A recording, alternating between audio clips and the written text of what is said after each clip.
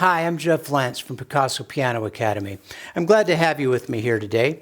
In this video, I'm going to show you a scale that works as a skeleton key when you're soloing over blues changes, just like what I was just playing.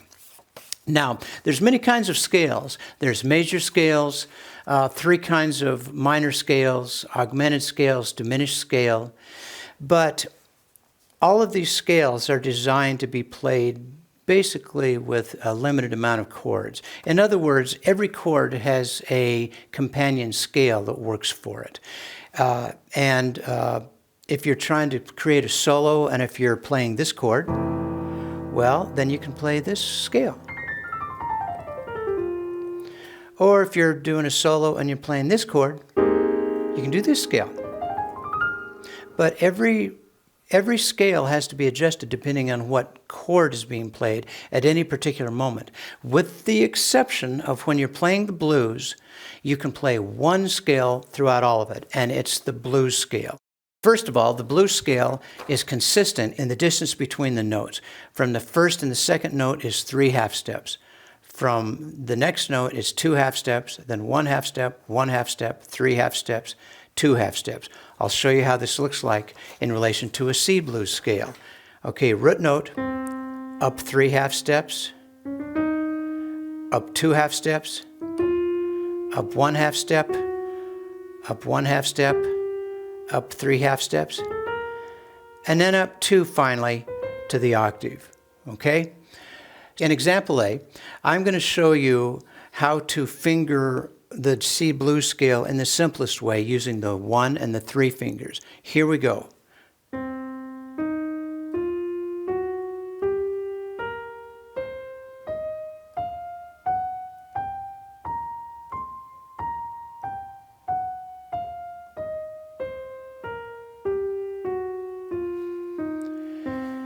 And here's an alternative way of fingering the C blues scale using 1, 2, 3, 4, 1, 2, 3, 4, and then 1, 3, like this.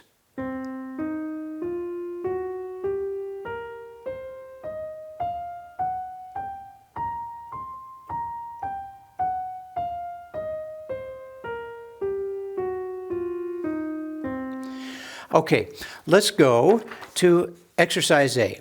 These exercises are designed to get us used to playing the C blues scale up and back down the keyboard while our left hand plays a simple boogie-woogie pattern.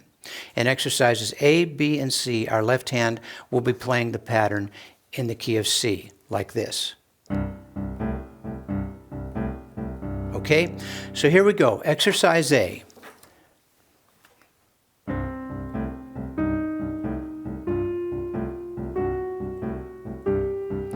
The melody notes are half notes.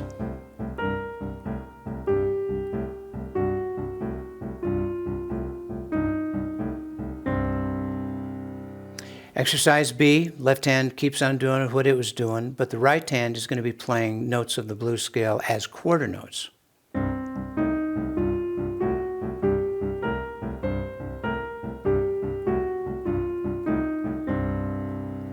Exercise C, now the right hand is playing the blues scale notes as eighth notes.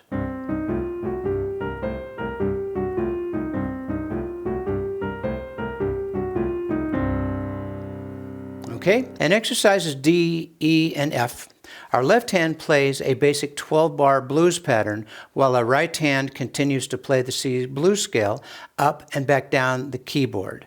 Now in exercise D, the range of the right hand blues scale is just going to be 1 octave. Okay, here we go.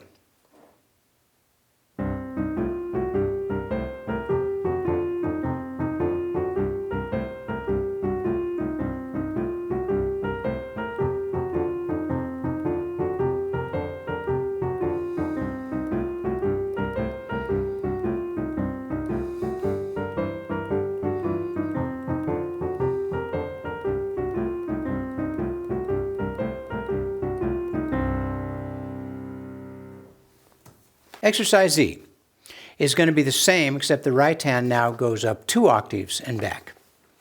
Looks and sounds like this.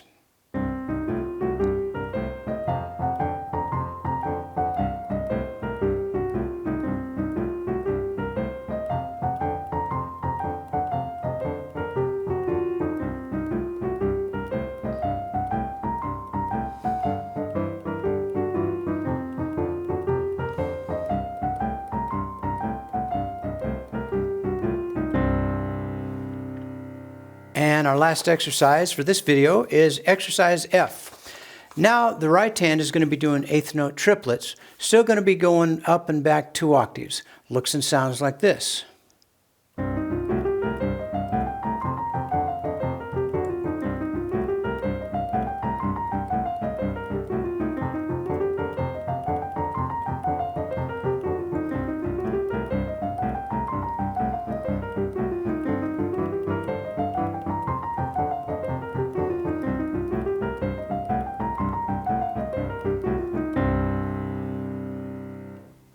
Now, when you're practicing these exercises, I would say start out just by practicing the right hand part by itself. That's going to be enough for a while.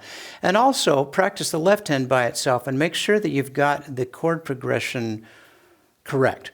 I do notice that in some of my students, a lot of times they mash up the chord progression and leave out a measure here or add one there. So it's really important that you get the chord progression right, you get the notes right, and then you put your hands together. And also, if you want to, you don't have to use a boogie-woogie pattern. You can just do a walking bass pattern on these exercises if you want to.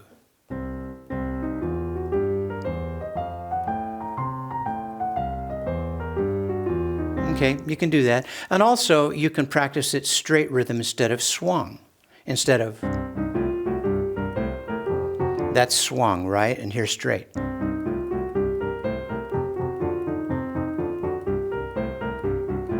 So all those options are available, and I would suggest checking out my video on the correct way to practice. It'll give you some tips and pointers as far as how to take something like this, these exercises that I've given you, and how to practice them efficiently. Okay? In part 2, I'm going to show you lots of different ways you can use the blues scale to create really cool solos over blues changes. And finally, it's really great that you can go online and get tips and tricks from different teachers as far as how to play. But if you really want to accelerate your growth as a pianist, you really need to have a private coach that you meet with regularly. So find a private coach in your area to work with you, or contact me and we can do online one-on-one lessons. If you really want to accelerate your growth and rocket into the future as a pianist, you need to have a private coach, okay? That's it for today. We'll see you next week.